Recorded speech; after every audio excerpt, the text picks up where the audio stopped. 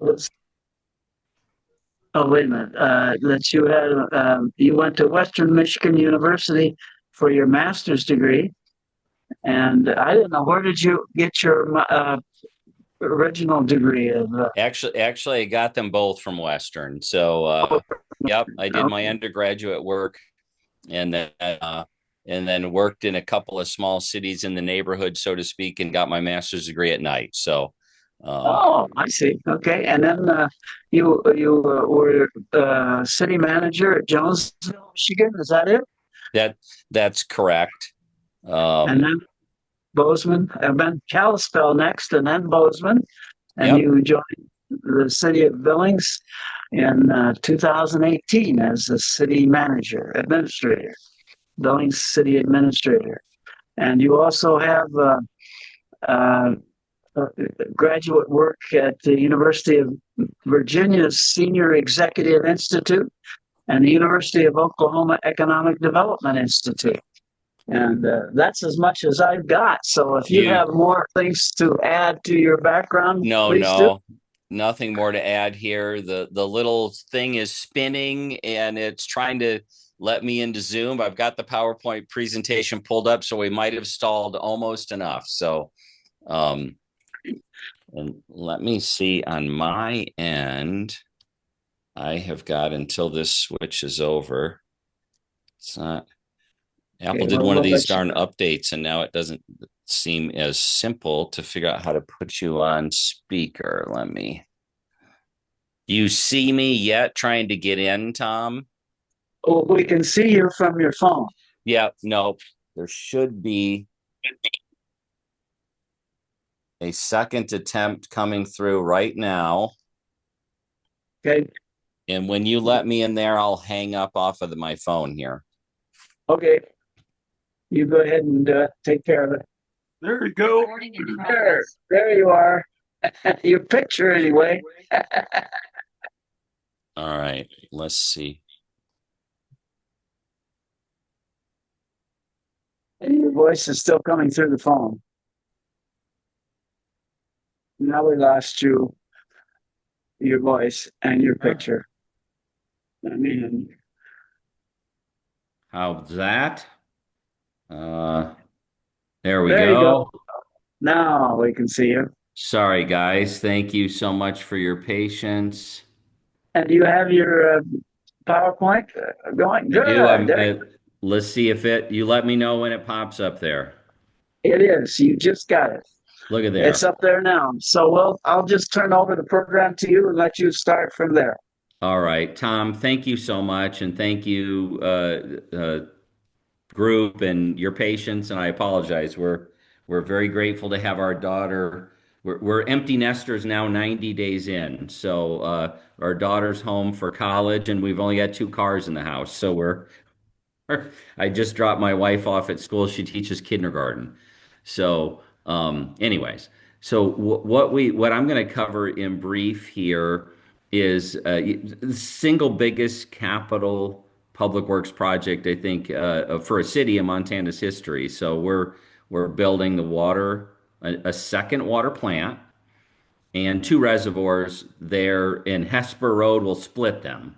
So. Uh, you've you've undoubtedly seen the road closure on and off and on and off along Hesper if you're trying to go westbound there as we're working on the project. Now, Tom, you're froze on my screen. Or is everybody else? Oh, there we go. Okay. So, let's see here. Going to let me.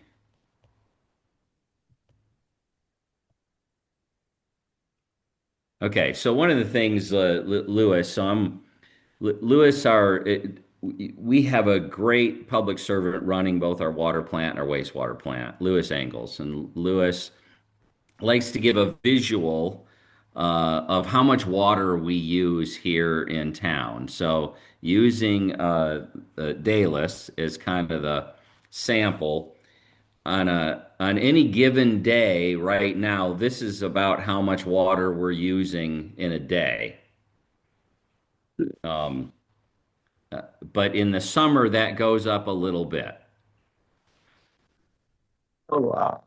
Oh, Oh, um, so that our water consumption, right? We're high desert, and so we naturally use a lot more water in the summer, overwhelmingly to for outdoor garden and lawn use. So we've had the same water plant here operating for well over a century. Uh, and that water treatment plant produces for us about 115,000 uh let's see here, single water treatment plant, yeah, for 115, yeah, years. So we've got it is we're blessed, we've got beautiful water out of the mountains on into the Yellowstone River, but as we all know, the Yellowstone River uh, is an untamed river, which makes it fantastic for recreational use and for our environment. It's not the, it comes with some risk relative to our water consumption because when we have flooding, which we've experienced here, I think it was 22, when we had the flood that came closest shutting down our water plant is we've had historically, we've had, we get ice jams in the winter. We unfortunately have had that oil spill and that rail derailment. So all these things have us directly connected in our water dependence on um, the daily activity on the Yellowstone itself.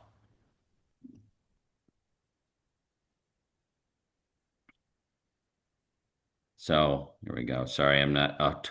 It is also in the floodplain.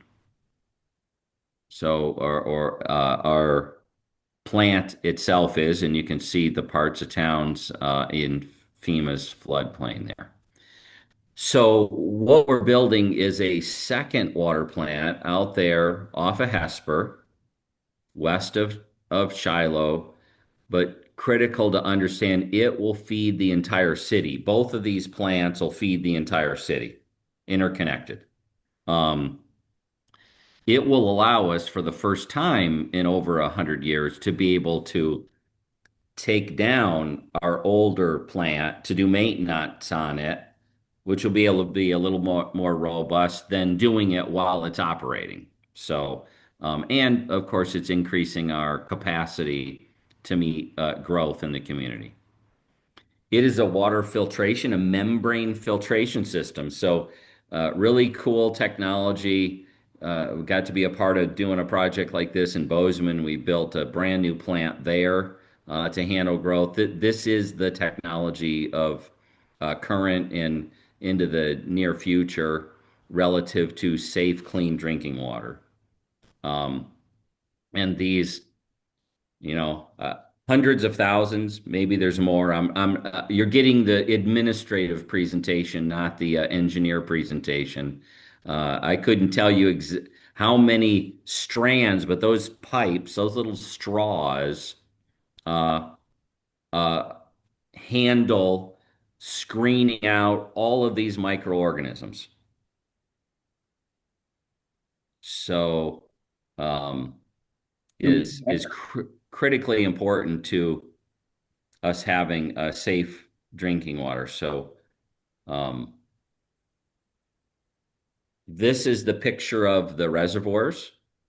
They are currently, so what we really have here is we've not got to dig out the bottom. The way Lewis explains it to me is we we moor to hold this water because of the shale that we have in the west side of town.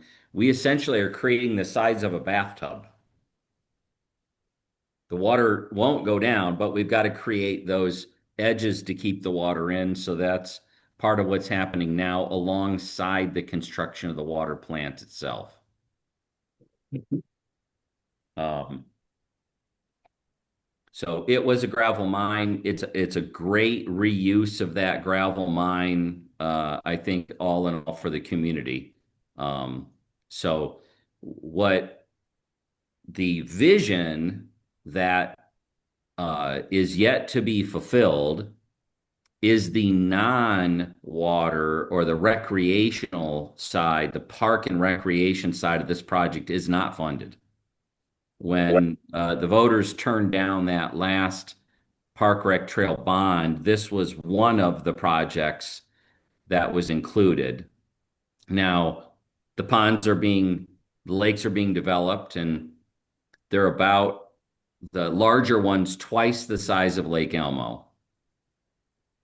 People will have access to it. There will be seeding, grass seeded around the lakes. There will be a trail around the lake. We need to get access to the lake in order to test water.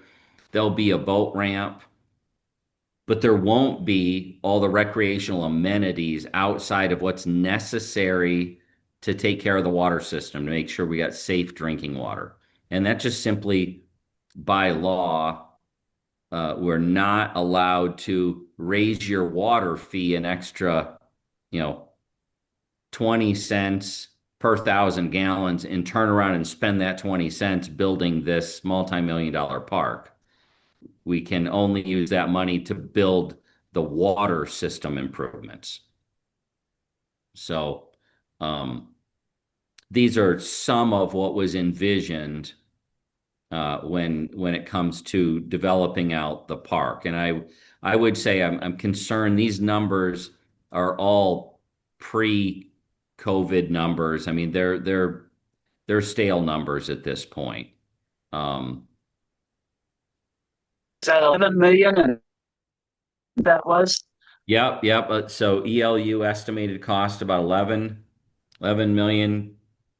Um, and EL, and oh, EUL, what does it, ELU mean? end land use Oh, funding. So I think this is the park.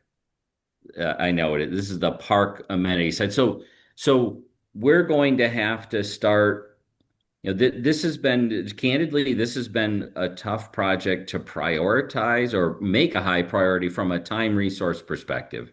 I've gone through a couple of parks directors in a relatively short period of time. Got a fantastic one now, Gavin Walcher, who built a wonderful library system for us, is doing the same thing now over in Park and Recreation, but he's been there for 6 months. So it's going to take him some time.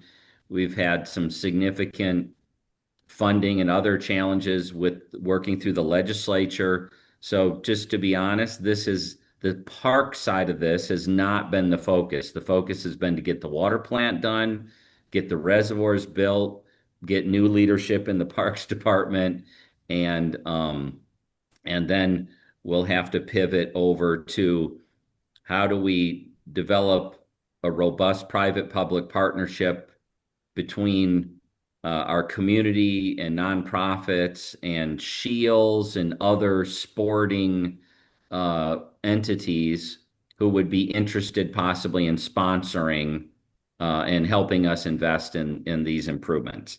So since we're to questions, I'm gonna stop there. I'm gonna leave us with this picture and then be glad to tackle questions any way you'd like, whether it's well, this specifically or anything else, Tom. well, good. Thank you. But just explain, the North Reservoir is the bigger one. Is that it? And is that the one that's twice as big as Lake Elmo? I believe that is correct, Tom.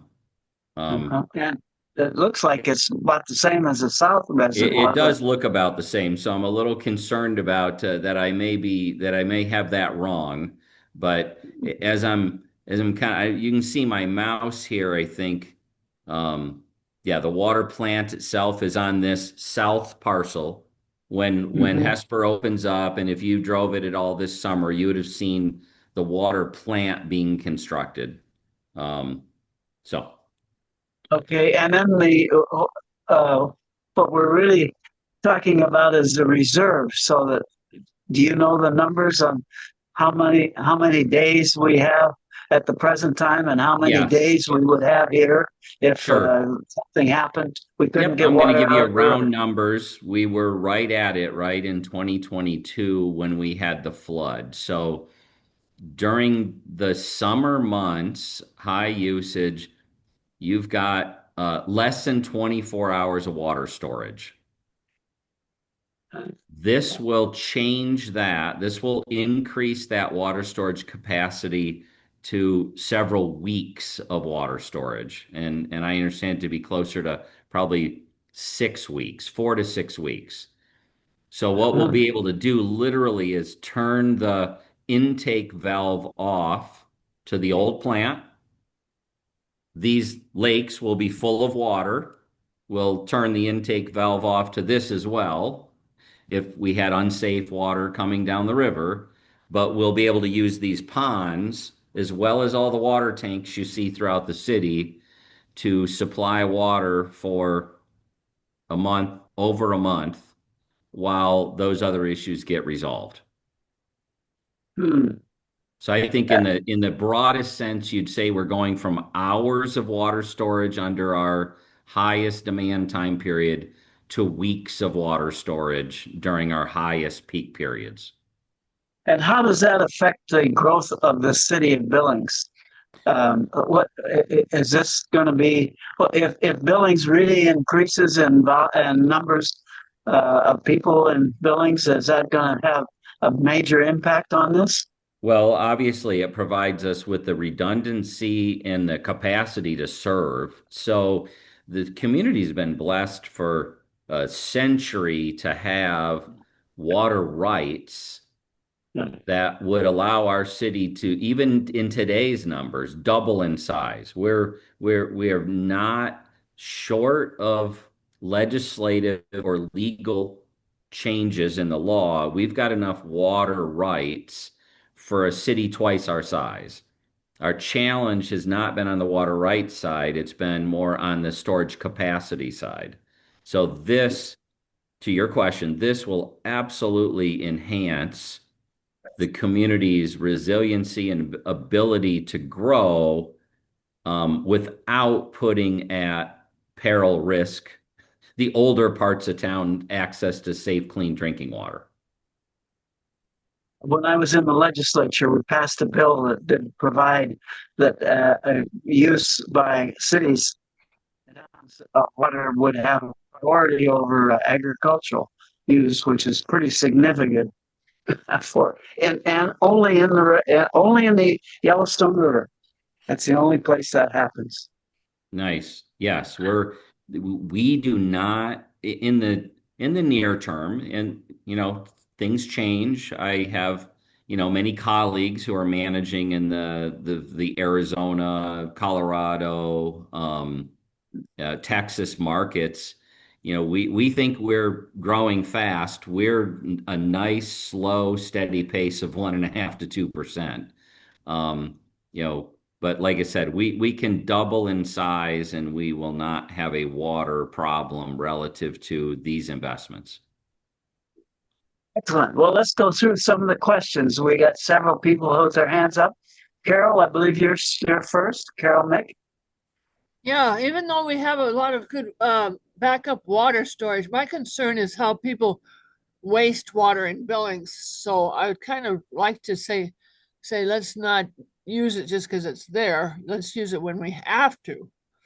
I don't know how you do that, but there's some red flags like when they sprinkle water, they don't have it trained on the grass a lot of times. It goes out in the street, you can get a car wash and stuff like that, these things. And I think maybe we need to maybe do something about monitoring that, watching that. I don't know what you think about that.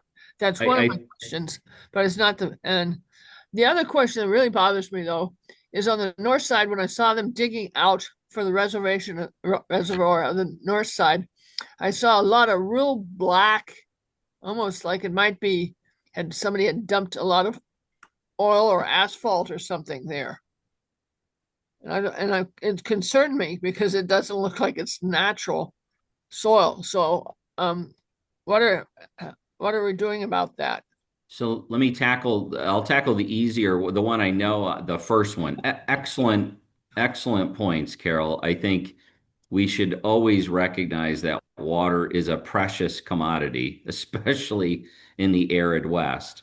I will tell you though also as we view it, and I'm saying we is not me in the city, but we as our community tends to have more people who are at this point without perceiving the limited resource.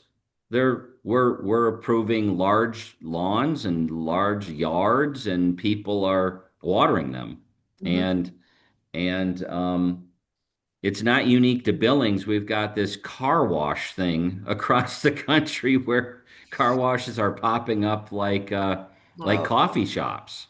uh, Um, so I concur. I've got two kids down in Phoenix, and yes, we unfortunately politics and public policy typically until there's a real or perceived crisis, people don't change.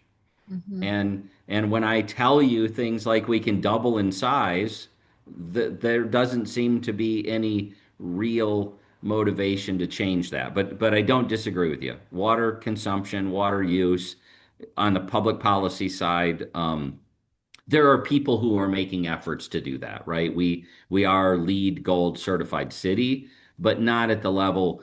When I was managing Bozeman, they believed they were going to run out of water at about 70,000 population. Do you ever think they're going to hit 70? They're already north of 55. Mhm. And so, anyways, your second question, that is, I mean, there's certainly, I know there are concrete and other things that the prior landowner, that Knife River, used the property for, but I've not been flagged. There have been environmental assessments done on the property.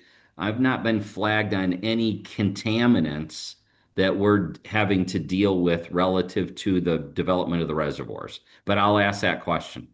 Yeah, it's a lot of it. It's not just a little patch. It's a lot of it. And I'll tell you, my geese are waiting for you to hurry up because that was one of their main ponds. Sure, And I've sure. got another question, but I'll probably put it in the chat so others can Okay, ask. fair enough. Okay, and Chris, can I think ask you if you would go back to our gallery so we can see everybody? Yep. Sorry Yeah, about that. that's okay. Okay, I don't know who's next, but I think on this list I see Mike Penfold. So go ahead, Mike, and then Ruth. Yes, hi, Chris. I was concerned that the council took some of the trail projects off our list, and that didn't make sense to me. But I know we're having real problems with money for outdoor recreation, and I wondered how these ice rinks are being done. I don't understand where Okay, where that great. fund came from. And the second question, are those facilities that they're building going to be able to be expanded to a broader spectrum of outdoor of recreation? So there are a couple of questions there. Perfect. So let's talk about Amon. Well, first let's tackle trails. So, yes, there were most notably, I think it's the trail up 27th along the roadway became going up the rims became a bit of a, a hot potato during the capital improvement planning process. So it is still in the CIP, but we are constantly dealing with a perception and a reality. I don't want to understate either one of them that all of our general fund dollars, and that's where your property taxes go. All of your property tax dollars essentially are competing between public safety and everything else, all services across the city, with the exception of the utilities and the roads, right? Your infrastructure is separately funded, but your library, your parks, your police department, your fire department, and general government services, they're all competing for funds all the time. And that's what you're seeing. You're seeing that political tension between what should be funded and what shouldn't be funded there. To your question about sorry, I kind of lost my train of thought. You'd asked a Amen couple of Park, other Amen Park facility. Amon Park. So thank you. Sorry. So when the Parks and Trails bond went down, I think an innovative concept uh, came came out, and that was to create pad sites. Take Amon Park, create three potential pad sites, and the government or the city would get infrastructure to those sites, almost like a private piece of development. We'd build the parking lots. We'd bring a water and sewer line to it, but then you, community, if you want to build an ice facility, you can build your ice facility, privately funded.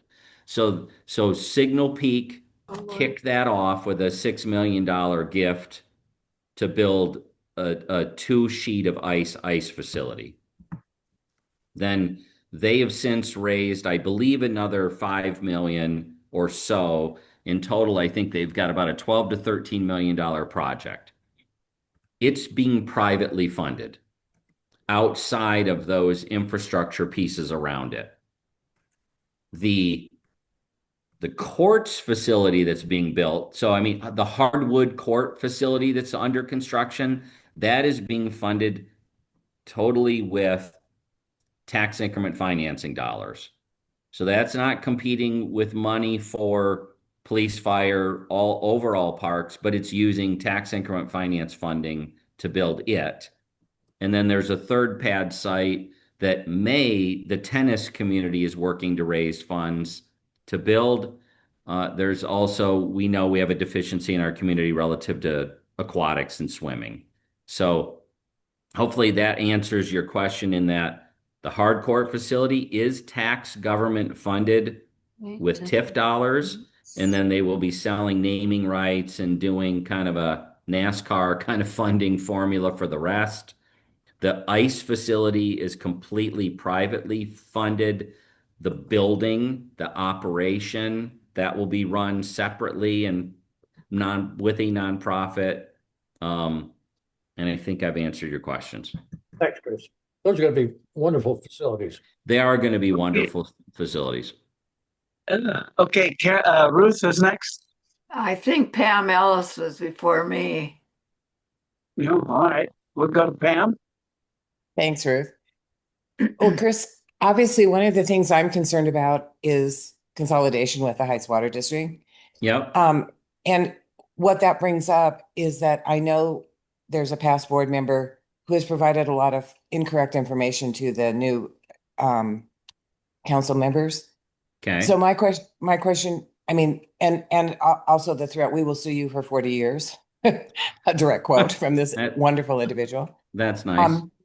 And so I know Mike Nelson is really concerned about that, as is Andy. Sure. So what are you doing within the training process for new council members? One, to teach them about the West End Water Project, because that's been a false information coming out of our management. Yeah. That is of absolutely no benefit to the Heights. And secondly, to teach them about the basics of consolidation and how that came about and what the potential advantages would be to the city. Great. So we have meetings each Monday morning from 8 to 10 a.m. Orientation meetings. We've been holding them. I think we've held 4 so far. We will reconvene January 5th and continue to run through January and into February of orientation sessions. In those orientation sessions at a high level, one of the subjects we talked about is what are the things you're going to be likely to deal with during your 4-year tenure that are, that we know today are going to be, challenging, political, hot, public interest projects. And that is one of them. Both of them are. So we have not done our public works days yet, but obviously the reservoirs and the water plant they're aware of it and know it's on our list of big projects. Though in this case, that side of it's all funded outside of the park side, but the project itself. And so we'll continue to educate them there. And then, but the Heights water consolidation obviously is less of a known, open public conversation, even though, as you know, Pam, it has been an open public conversation. It just hasn't risen community to that level. So we we've had those conversations. We'll continue to. And Mike Nelson, future Mayor Nelson and I, we met for, I think, 3.5 hours Friday afternoon, and we spent, a good 20 minutes on just this subject of the consolidation. So, it is absolutely one of those things that we have and will continue to bring them up to speed on. Thanks. I do have another question. Go And I ahead. know this does reflect on you, but the fact that council removed 700,000 from Public Works last year, then didn't allow them to increase their rates at all, except in one particular area. And now they're saying, and now we're cut it in half. I'm really concerned about the long term. I mean, while I think property taxes are out of control, I think the fees were very harmful. The bottom line is we've had years of underfunding of public works. So my hope would be that maybe you could lead the new board or the new council to a more responsible approach to public works. Because I makes me really nervous that they think they can just arbitrarily cut year after year after year, because that is part of public safety. Yes, it is a top priority of mine on that the funding match the life cycle of our assets. Not all assets, right? Things like a water plant, a sewer plant, those are perfectly logical, highly debt, future paid for kind of projects. But candidly, the pipes under the ground should be being paid for, in my opinion, my professional opinion. We should be doing enough pipe work annually that we are at the sweet spot of, we know a pipe will last 100 years, then we ought to be replacing it every 100 years, not waiting until we have a flood or a crisis. And right now we want that pipe to last 160 years, and it's not going to last 160 years. So that's just one illustration of exactly your point, I think. And so we'll continue to educate them and encourage them to increase. We can't get there overnight, but buy into a plan. If it's a 5-year implementation plan, a 7-year, a 10-year, whatever it is, please buy into it, commit to it, and help us make sure the future councils stay on that implementation pattern. Chris and Pam, I guess the word for you need to look for is preventive maintenance. Yeah, yep. Military is runs on that word a lot. Yep. Okay, let's go on to Ruth then. Yes, I just like to point out that all those water rights were acquired when PB Moss and I.D. O'Donnell owned the water plant. And PB Moss had this vision of Billings being this metropolis because of its location, and that, it has many benefits. But anyway, my question is, how do these ditches that run along the rim rocks and the other ditches play into this new water plant, because they're failing and are about to fail? Thank you for the question, Ruth. And interestingly, we are in a direct partnership now with the BBWA, Billings Bench Water Association. So the biggest ditch that runs through town, as you well know, Billings Bench, it also runs near our plant. And one of the ways this project, we haven't talked about this at all this morning, but our project budget today is the same as it was when I got here in late 18, $150 million. One of the ways we retained that budget is we had to cut what was over $20 million in pipeline work to bring water from the river to the plant. We are now relying on and partnered with the BBWA to use that ditch. And we had to make some upgrades to the ditch. And really our involvement in the ditch is only from a drinking water standpoint, is only from the ditch back to the river. It's not the rest. But that turned out to be, at least in the near term, something that has allowed us to live within that original budget. Um, so that's one piece. That there's a direct new partnership. The ditch's effect on our water, Ruth, I have more probably to learn there. It's not been a subject, it has absolutely been a subject of failure. I mean, almost every year I've been here, we've put money into and or been concerned that we were going to have a failure on the ditch and flood the downtown. The last few years, it's not been as much so since some work has been done. But from a water rights perspective or access to clean, safe drinking water, it's never come up as a impacting issue. It's only come up as the danger of the failure. And of course, we have a tremendously large agriculture community to the east that is dependent on that ditch. And my concern all along has been a failure will not only flood the city, it'll ruin their ability to grow west of town, or west, I'm sorry, east of East. town. Yeah. And how long will that take? How many seasons will they lose before a solution is found? So Not only Don't that, forget, Lake Elmo 80 depends on that yeah. ditch also.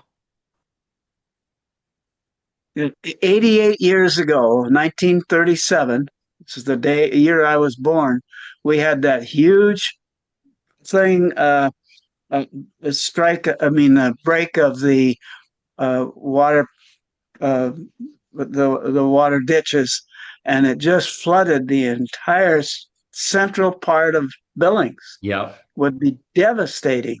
Water was in everybody's basements for a long time.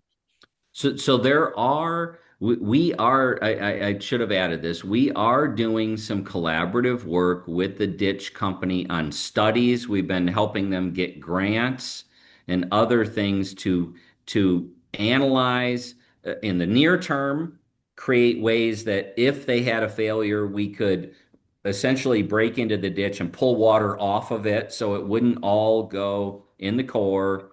But frankly, long term, the ditch has got a real problem, right? Almost all of it, please recognize these are general terms, not geological terms, or I'm not an engineer, but I think of it this way. Everything east of 27th, that entire hillside is sliding. Yeah. And the tunnel of which goes through the rims, I'm told, could collapse at any time. So we have been helping them help themselves to figure out how else are you going to create safe way to deliver water for the next 100 years, because this one's useful life is pretty much getting towards its end. Are they up to the task of doing this? It's concerning. We help them get grants. I worry that honestly they don't have the sense of urgency. But that may be unfair because I don't regularly attend their meetings and things. So that might be But speaking out of turn, but it's a concern. aren't they all volunteers? Yeah, I mean, it's a ditch association. I've had some of the same things in the Gallatin where, well, in fairness, I need to be careful. I didn't grow up on a farm. I didn't grow up on a ranch. But they seeing it as an piece of infrastructure for a century is hard to do when you're living paycheck to paycheck or season to season on your growing and sales and business. Well, and they're losing a lot of their support financially because the people that wanted to get water don't use that water anymore. Is that a problem with the city water situation? Say that again, Tom. Well, it used to be that the bench, I think in particular, would water a lot of areas where the city didn't have to worry about the city water Sure. And, situation. and and we do use it for some parks and things like that. It is used for some golf course. I mean, I believe it's inside the city. It's overwhelmingly recreational. Actually, I think it's completely recreational, unless a few people have their gardens on it. I suspect there are some, some of that. But yeah. Okay, let's go to Jock Quanbeck.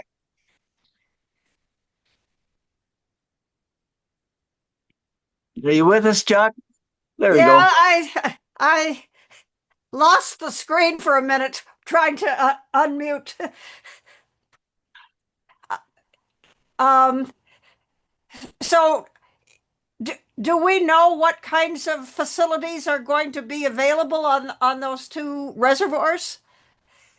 Well, I can tell you, you will not be able to use a motorized boat, a traditional gas, but for water quality purposes. So that has been something we've been clear throughout is that we don't ever see a time where gas engines, and now I'm saying gas because maybe people could use an electric, but that's not been a topic of conversation in the details of the rules yet. But definitely protecting the cleanliness of that water is again, it is drinking water once it's to be filtered.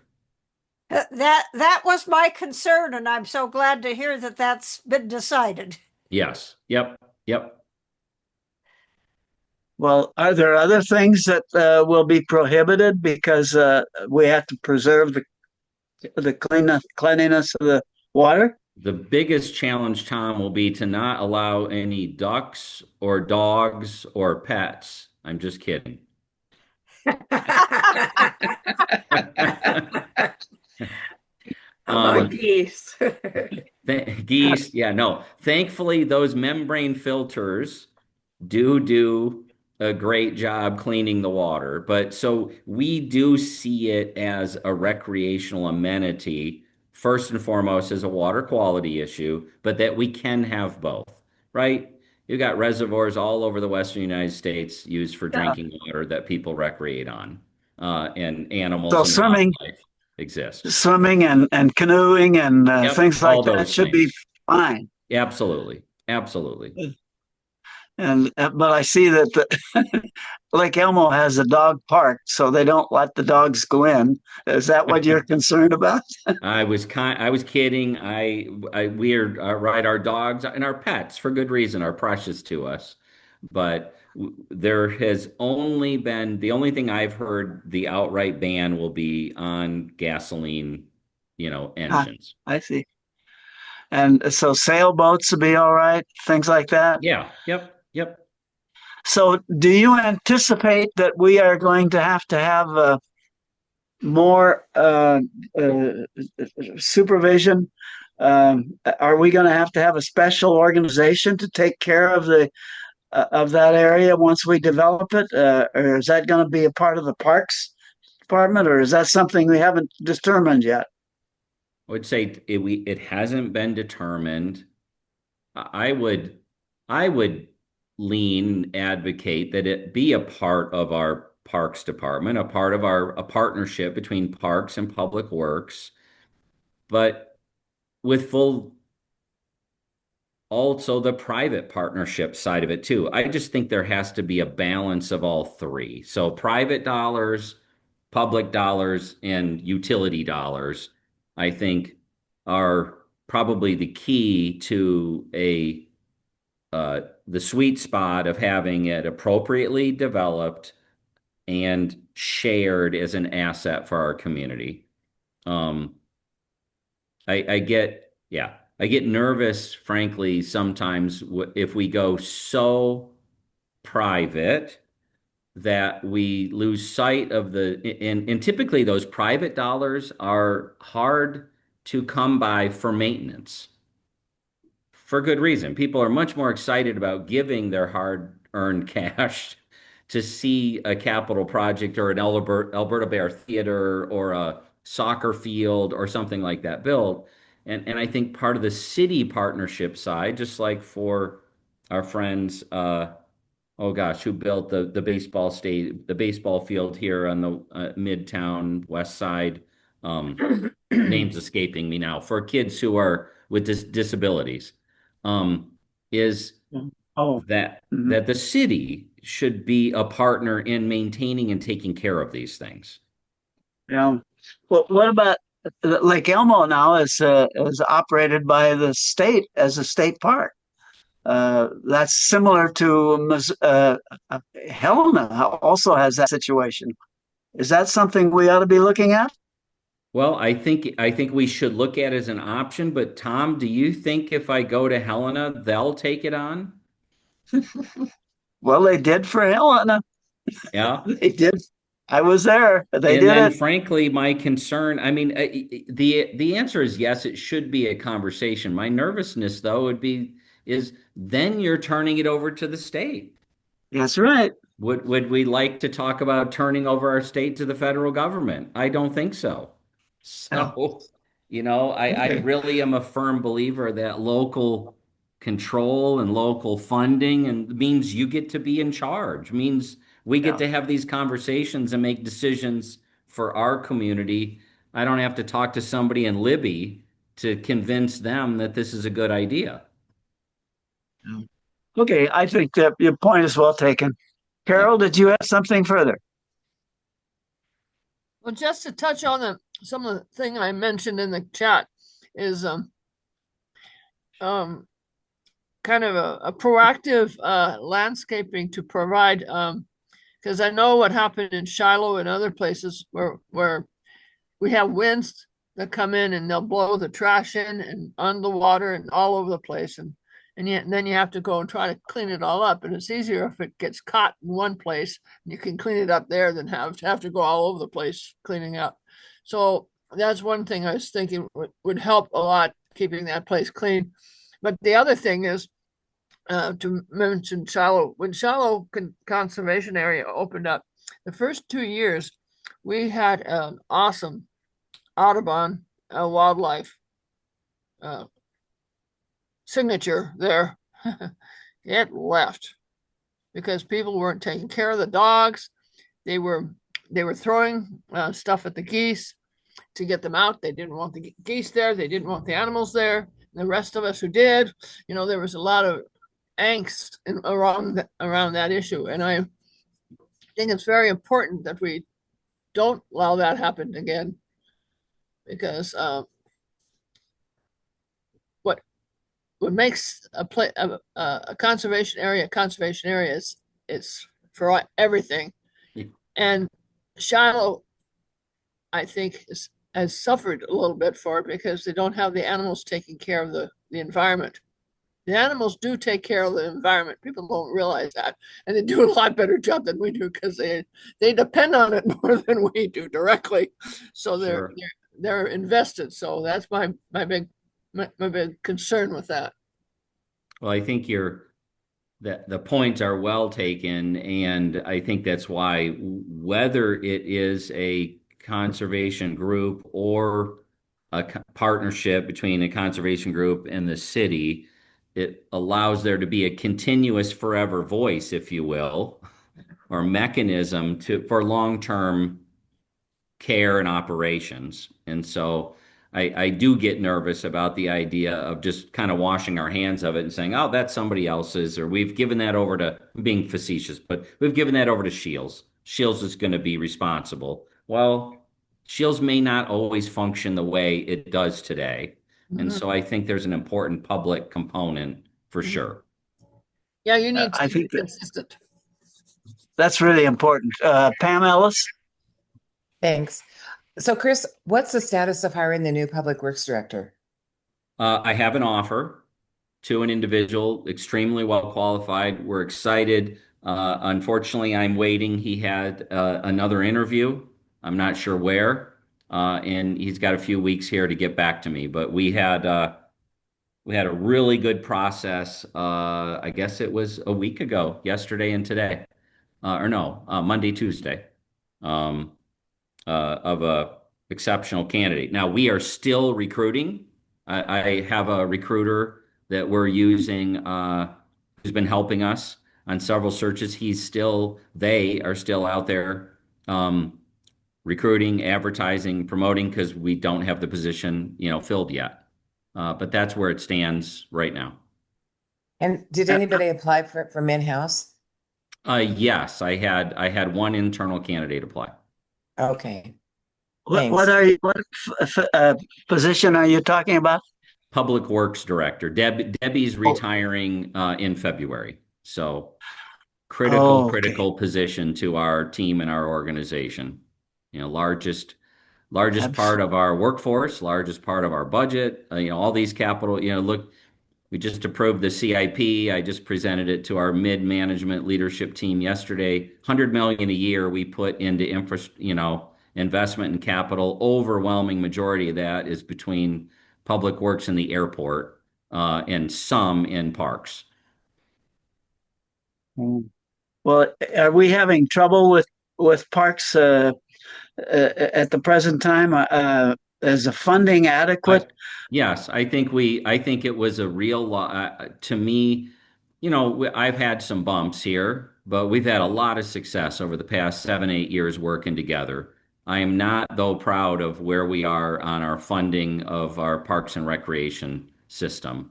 The loss of Park District 1, in hindsight, I wish we would have taken it to the voters to have retained it. I think it was a mistake to let it sunset, and it was an ideal tool. I mean, and I advocated to keep it, so don't get me wrong. It was we tried to make the case to retain it through either just strictly through the law or take it to a vote. But the determination and hindsight's 2020. At the time when we saw very high increases in property values, the policy body determination was to roll it back into the general fund and sunset the district, and that's where we sit today. And so now we face, I mean, right, we talk so much about parks funding as if it's on par with police funding or fire funding or water funding, and it's nowhere close, as it shouldn't be, right? But where you get that right element is a pretty substantial struggle in our community to figure out the sweet spot for funding parks, recreation, maintenance operations around these areas, as it is in utilities too. I mean, let's not pretend I told you a pipe was going to last 160 years. It's not going to last 160 years. It's going to last 100 years. So it's not the only area, but it's, I think, maybe one of the more acute areas relative to maintaining with quality the things we have. Well, Chris, I know that with Yellowstone River and Parks Association, what they've been doing this last 2 years, and the cleanups and everything they did, we have a large cadre of community members that are really invested in what our parks look like and we have done awesome. The number of tires and Yes. garbage like that was absolutely phenomenal. If you ever see on their website, so we need to put that in our feather in our hat for that one. Absolutely. And we have beautiful parks and well-maintained parks when it comes to maintaining the lawn, cutting the grass, we've got the areas that I see are struggling. It's not actually, I'm going to expand it to parks and facilities, period, is that Zimmerman Center, North Park Center. It's the facilities like that, the old city hall. Those things we have not properly set aside funding to take care of them as they go. We've typically kind of ran them, opened them, celebrated, and used them until they couldn't be used anymore. So we've got a big course correction. City Hall is a great example of that, right? You just invested $46.5 million in our tax dollars, local and federal. Let's take care of it so it lasts another century, not find ourselves 20, 30, 40 years down the road saying, gosh, we need a $50 million catch up to repair this place. So what are we doing with the city hall now that you're not using the room? Well, and well, it sold it. We sold the old city hall. You're asking about the old city hall? Yeah. So good news, it is in private hands. We've sold it to Bill Honecker and to Don Cape. They're going to build a hotel on the block south of it. They're going to use the Yes. parking garage. We sold the two vacant lots. Parking lots. We sold Park One retail space. So we had four different parcels we were able to get back into private use, ownership on the tax rolls, as we consolidated into the new city hall. And all that art that's in the prison there is gone then? The art that is in the prison. Yeah, there's a jail in the city hall, right? Oh, sure. And there That, was a focus on that and someplace, I can't remember sure. who it was that brought that focus. And yeah, there's some artwork in there There's that, some cells up there on the third floor or fourth floor of that side of the building. right. Yes. Yeah, Yep. that's all gone. Okay. Carol Bauman, you had another question. Then we'll close. I was wondering about annexation of land on the west end of Billings, if you could just comment on Sure. that general topic. We continue to be a suburban style growth community, right? And we continue to be a growing community. And so I think you will continue to see annexations and development on the west end. You'll continue to see them on the east end, in the Heights. Our push is to do that and redevelop our core. And so, what are we doing to incentivize or right size what the cost of development is where there's already a road and a water pipe and a sewer pipe versus when you're just going into a new greenfield?